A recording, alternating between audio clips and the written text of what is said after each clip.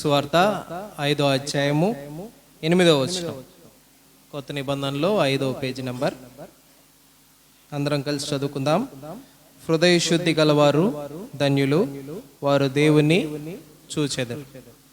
హృదయ శుద్ధి కలిగినటువంటి వారు దేవుణ్ణి చూసేటువంటి భాగ్యం కలుగుతుందని ఇక్కడ యేసుక్రీస్తు ప్రభువారు ఆయన ఇహలోకంలో జీవిస్తూ ఉన్న సమయంలో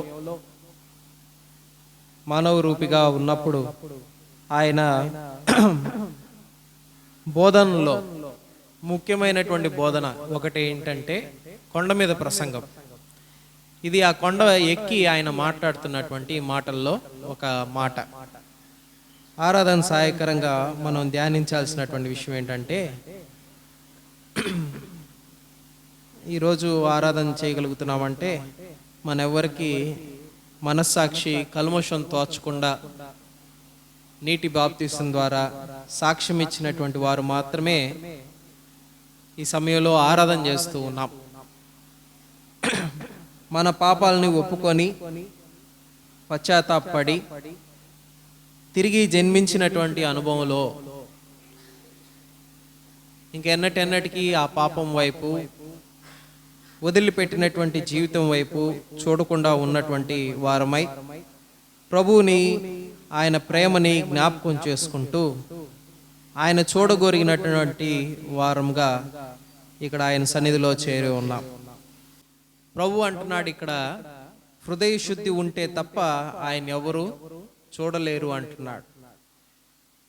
నిజానికి ఈ శుద్ధీకరణ విషయాల్లో మనం ఆలోచన చేస్తే లేవియాకాండ గ్రంథంలో 11వ అధ్యాయం, పాత నిబంధన గ్రంథంలో లేవియాకాండ గ్రంథము 11వ అధ్యాయం నుంచి 14-15 అధ్యాయాల వరకు యెహోవా దేవుడు మోషేకి, అహరోనులకి ఇచ్చినటువంటి బోధనలు ఇక్కడ మనకు కనిపిస్తాయి. 11, 12, 13, 14 వచనాల్లో ఏవి తినాలి, ఏవి తినకూడదు, ఏవి పవిత్రమైనవి, ఏవి అపవిత్రమైనవి అనే జీవుల గురించి మనం చూస్తాం. తర్వాత 12 వచనానికి వచ్చేసరికి స్త్రీల సమస్యలు, స్త్రీ కనినప్పుడు మగబిడ్డ అయితే దాదాపు 33 రోజుల పాటు ఆ రక్తస్రావం ఉన్నటువంటి ఆ స్త్రీలు, మరి వారందరూ కూడా అపవిత్రంగానే ఎంచబడతారు. ఆడబిడ్డను కంటే 66 రోజుల పాటు వారు అపవిత్రంగానే ఎంచబడతారు. మరి ఇట్లాంటి అనేకమైనటువంటి మరి అపవిత్రతను గురించి, మైలు గురించి, మస్టు గురించి రాయబడి ఉంది. ఆ తర్వాత వచనాల్లో చూస్తే 13, 14, 15 వచనాల్లో చూస్తే తెల్లటి పొడగలిగినటువంటి చర్మ వ్యాధులు కలిగినటువంటి ఎవరైనా లేదా కుష్ఠరోగం కలిగినటువంటి వారందరూ కూడా అపవిత్రులుగానే ఎంచబడతారు అని మనం చూస్తున్నాం. ఆ అపవిత్రత, ఆ చర్మ వ్యాధులు అవి ఉన్నటువంటి, ఆ లెపర్సీ ఉన్నటువంటి వారందరూ కూడా ఊరి వెలుపల, గవిని వెలుపల ఉండవలసినటువంటి పరిస్థితి. వాళ్ళు తిరిగి బాగుపడేంత వరకు కూడా, మళ్ళీ తిరిగి బాగుపడ్డామని వచ్చి ప్రధాన యాజకుడికి చూపించుకొని ఆయన దగ్గర అనుమతి పొందేంత వరకు కూడా వాళ్ళు అపవిత్రులుగానే ఎంచబడ్డారు. ఇవి కాక మరి ఇంకా 13, 14లో చూస్తే ఇంకా అనేకమైనటువంటి అపవిత్రతలు, మానవుళ్ళు మరి భార్యాభర్తలు వారి యొక్క జీవితం, మరి వాళ్ళు మరి సాయంత్రం వరకు ఉండేటువంటి ఆ అపవిత్రతను గురించి అక్కడ రాయబడినటువంటి సందర్భం. ఎంతో వాటన్నిటికి కూడా పాప పరిహారార్థ బలి అప్పగించాలా. డబ్బులున్నటువంటి వారు ఒక గొర్రె పిల్లని అర్పించాలా, ఒక పావుర పిల్లని అర్పించాలా. వాటి రక్తం చిందింపబడడం ద్వారా వాళ్ళు తిరిగి పవిత్రమయ్యేటువంటి పరిస్థితులు అక్కడ మనకు కనిపిస్తాయి. ఈ 11 నుంచి దేవుడు ఇచ్చినటువంటి ఆ నిష్ట, ఆ పవిత్రత ఎలా తిరిగి సంపాదించుకోవాలో యెహోవా దేవుడు వాళ్ళకి అనుగ్రహించాడు. వాళ్ళు తిరిగి ఆ పరిస్థితి చేసినప్పుడల్లా వాళ్ళు ఈ పాప పరిహారార్థ బలి వాళ్ళు అర్పించాల్సిందే, ఈ నిష్ట పాటించాల్సిందే, ఈ పరిస్థితి ఉండవలసిందే. వీరెవ్వరికి కూడా ఆ సమయంలో ఆ పరిశుద్ధ స్థలంలోనికి అనుమతి లేదు, దేవాలయంలోనికి అనుమతి లేదు, దేవుని ముఖ దర్శనం యొక్క అనుమతి లేదు. ప్రధాన యాజకుడు అతి పరిశుద్ధ స్థలంలోనికి వెళ్ళడానికి కూడా, వీళ్ళ అర్పణలు తీసుకొని వెళ్ళడానికి కూడా అనుమతి లేదు. అయితే యేసుక్రీస్తు ప్రభువారి ద్వారా మనకి అటువంటి అనుమతి వచ్చింది. అదే ఆయన పరిహారం చెల్లించడం ద్వారా, ఆయన రక్తం చిందింపబడడం ద్వారా సర్వ మానవాళికి ఒకేసారి మరి పరిహారం పొందినట్లుగా పరిశుద్ధమైనటువంటి బైబిల్లో మనం చూస్తున్నాం. అయితే ఇవన్నీ కూడా ఈ 11 నుంచి 14, 15 అధ్యాయాల్లో లేవియాకాండ గ్రంథంలో ఏం చూస్తామంటే, బాహ్యమైనటువంటి అపవిత్రతే మాత్రమే మనం చూస్తాం. కానీ ఇక్కడ కొత్త నిబంధనకు వచ్చేసరికి ప్రభు ఏమంటున్నాడు, హృదయ శుద్ధి గలవారు ధన్యులు అంటున్నారు. వారికి మాత్రమే ప్రభువుని చూచేటువంటి భాగ్యం ఉంది అని మాట్లాడుతున్నాడు. నిర్గమకాండ గ్రంథంలో ఒక మాట చదువుకుందాం చూడండి. నిర్గమకాండ గ్రంథము 33వ అధ్యాయం. ఇక్కడ ప్రభువుని చూద్దాం అనుకున్నటువంటివి మోషే కనిపిస్తాడు. 33వ అధ్యాయం 20వ వచనం, 73 పేజీ నంబర్, 33వ అధ్యాయము 20వ వచనం. మరియు ఆయన, నీవు నా ముఖము చూడ జాలవు, ఏ నరుడును నన్ను చూచి బ్రతుకుడనను. మరియు యెహోవా, ఇదిగో నా సమీపము నా ఒక స్థలమునున్నది, నీవు ఆ బండ మీద నిలవవలెను. నా మహిమ నిన్ను దాటి వెళ్ళుచుండగా ఆ బండ సందుల్లో నిన్ను ఉంచి, నిన్ను దాటి వెళ్ళు వరకు నా చేతులతో నిన్ను కప్పెదను అంటున్నాడు. పట్టుబట్టాడు మోషే. లేదు ప్రభువా, నేను నిన్ను చూడాల, నాకు హృదయ శుద్ధి ఉంది, నేను నిన్ను చూడాల, నాకు బాహ్య శుద్ధి ఉంది, నేను నిన్ను చూడాలని పట్టుబట్టాడు.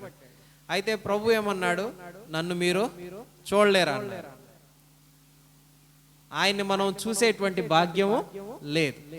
అందుకని ఆయన ఏమంటున్నాడు, ఆ బండ సందుల్లో నువ్వు ఉండు, నా చేతులతోనే నిన్ను కప్పుతాను. ఆ కింద మాటల్లో చూస్తే, నువ్వు నా ముందు భాగం చూడలేవు, నా వెనక భాగం మాత్రమే నువ్వు చూడగలవు. కింద మాటలు చదువుదాం చూడండి.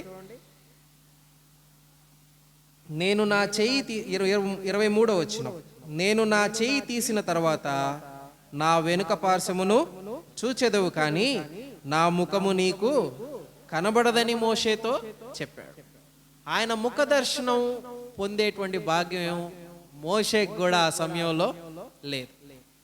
ఆ సమయంలో పాత నిబంధన గ్రంథం ప్రకారం ఉన్నటువంటి మైలును బట్టి, మస్టును బట్టి చెందించేటువంటి ఆ పాప పరిహారం కూడా ఏం చేసింది, అటువంటి గొప్ప నాయకుడికి కూడా ఏం చూడగలిగాడు ఆ కాలంలో, ఆయన వెనుక భాగం మాత్రమే చూడగలిగాడు. ఆయన వెనుక భాగం మాత్రమే చూడగలిగాడు. అది కూడా ప్రభు ఆయన చేతులతో కప్పడం వల్ల, అది తీసినప్పుడు ఆ సందుల్లో నుంచి ఆయన వెనుక భాగం మాత్రమే చూడగలిగినటువంటి పరిస్థితి మనం చూస్తున్నాం. మొదటి సమూయేలు గ్రంథంలో మరో మాట చదువుకుందాం చూడండి. మొదటి సమూయేలు గ్రంథము 16వ అధ్యాయం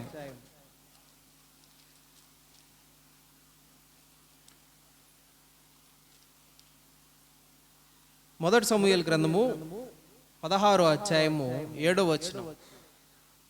ప్రభు యొక్క ముఖ దర్శనం చూడలేనటువంటి మోషే, కానీ కొత్త నిబంధనకు వచ్చేసరికి ఆయనే పాప పరిహారం చెల్లించడం ద్వారా ఏమంటున్నాడు, హృదయ శుద్ధి కలిగినటువంటి వారు ఆయన్ని చూచెదరు అంటున్నాడు.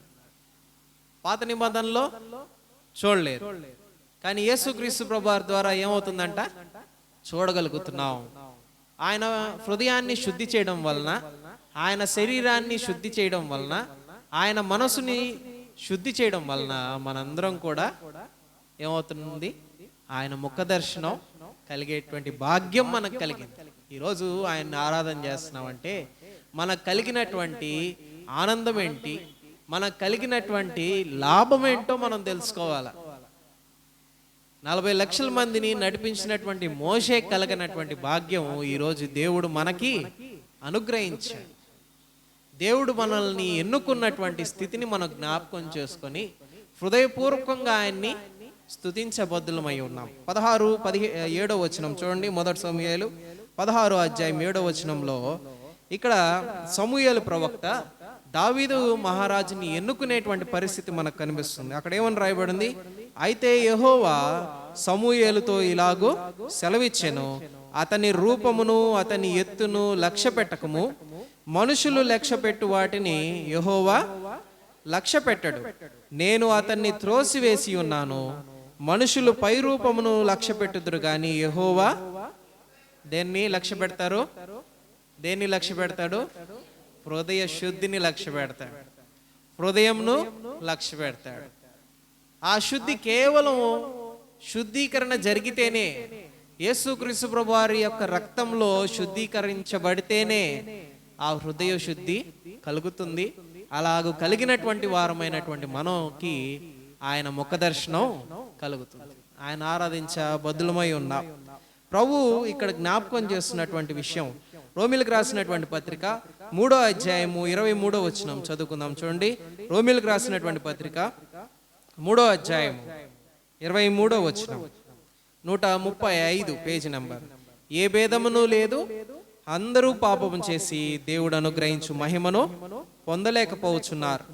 24 కాబట్టి నమ్మువారు ఆయన కృపచేతనే క్రీస్తు యేసు నందలి విమోచన ద్వారా ఉచితముగా నీతిమంతులుగా తీర్చబడుచున్నారు. 25 పూర్వము చేయబడిన పాపములను దేవుడు తన ఓర్మి వలన ఉపేక్షించినందున ఆయన తన నీతిని కనపరచవలను. క్రీస్తు యేసు రక్తమునందలి విశ్వాసము ద్వారా ఆయనను కరుణాధారముగా బయలుపరచు. యేసు క్రీస్తు ప్రభువారు యొక్క రక్తం చిందించడం ద్వారా సర్వమానవాళికి పాప క్షమాపణ కలిగిందని ఇక్కడ జ్ఞాపకం చేసుకుంటున్నాం. ఆయన రక్తములో కడగబడినటువంటి మనందరం కూడా పవిత్రులుగా తీర్చబడేటువంటి భాగ్యము మనకి కలిగిందని ఇక్కడ భక్తుడు జ్ఞాపకం చేస్తున్నాడు. అదే మార్క్సు వార్త 12వ అధ్యాయం 20వ వచనంలో చూస్తే మనకు తెలిసినటువంటి మాటే. 12:30లో అనుకుంటున్నాను, నీవు నీ పూర్ణ హృదయంతోనూ, నీ పూర్ణ ఆత్మతోనూ, నీ పూర్ణ వివేకముతోనూ, నీ పూర్ణ బలముతోనూ నీ దేవుడైన ప్రభువును ప్రేమింపవలననేది ప్రధానమైన ఆజ్ఞ. రెండవది నిన్ను వలే నీ పొరుగు వారిని ప్రేమింపవలననేది రెండవ ఆజ్ఞ. వీటన్నిటికంటే ముఖ్యమైన ఆజ్ఞ మరి ఏది లేదు అంటున్నాడు. ప్రభువుని ప్రేమించడం, ప్రభువుని ఆరాధించడం, అది కూడా పూర్ణ హృదయంతో, పూర్ణ ఆత్మతో, పూర్ణ మనస్సుతో, పూర్ణ భక్తితో, పూర్ణ బలముతో, పూర్ణ వివేకముతో ఆయన్ని ఆరాధించబద్దులమై ఉన్నాం. దేవుడు మనకి మరి పోగొట్టుకున్నటువంటి స్థితి అని మనం అనుకుందాం. ఎందుకంటే ఆదాము అవ్వని పలకరించడానికి దేవుడు వచ్చాడు. వాళ్ళు చూచేవాళ్ళు, ప్రభువుని మాట్లాడేవాడు.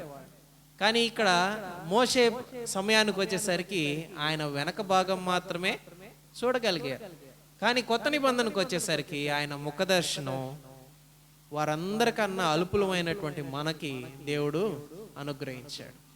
ఆయన కరుణాపీఠం వలన, కరుణాధార వలన మనందరికీ పాపం నుండి విమోచన, రక్షణ కలిగిందని పరిశుద్ధాత్మ దేవుడు తెలియపరుస్తూ ఉన్నాడు. యోహాను సువార్త 14వ అధ్యాయంలో మనకు తెలిసినటువంటి మాట 6వ వచనంలో ఏమని రాయబడింది? యేసు నేనే మార్గమును, సత్యమును, జీవమును, నా ద్వారానే తప్ప తండ్రి యొద్దకు ఎవరు రాడు. తండ్రి యొద్దకు రాగలిగినటువంటి వారు, ఆయన దగ్గరికి వచ్చి చూడగలిగినటువంటి వారు ఎవరు లేరు. ఈరోజు ప్రభువు మనకేమిచ్చాడు? హృదయ శుద్ధిని ఇచ్చాడు. ఆయన కుమారుడైనటువంటి యేసుక్రీస్తు ప్రభు వారి రక్తం చిందించబడడం ద్వారా మనందరం శుద్ధీకరించబడ్డాం, పరిశుద్ధంగా ఎంచబడ్డాం. ఆయన సన్నిధిలో ఆయన ముందు చేరి ఆయన ముఖ దర్శనం చేసేటువంటి గొప్ప నిరీక్షణ కలిగినటువంటి వారంగా మనం ఉన్నాం. దేవుడి మాటలు మన వెనుకల్లో దీవించును గాక. ఆరాధనలో కొనసాగుదాం.